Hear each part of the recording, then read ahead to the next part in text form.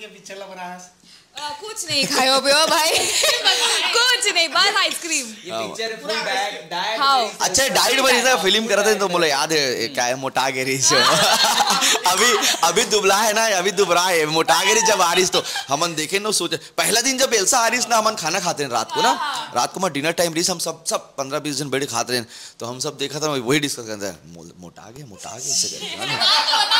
आगे का बताओ। नहीं सामने ना तो बातचीत शुरू हो जाती है। अब फिल्म के हीरो ही नहीं है इतने दिन बैठे तो ओखरे बारे में बात करी। हमन तो पुराना हो गए रहन, वो रोज एक मुंह देखत रहन तो वाइस ना तो सब बोलते मोटा आगे देखा मोटा आगे ऐसे करके। तो फिर ना बिचाई ना बहुत दिन तक डाइट करी एकदम सिर्फ लिक्विड पी के राय हमन खाना खान ये लिक्विड पिए। पहली फुर्सत में एकदम डाइट करके पतली हो गई थी फिर पिक्चर के हाँ एकदम खुद पता चल गई इसकी मोटा आगे हो करके कपड़ा बड़ा मन टाइट हो तो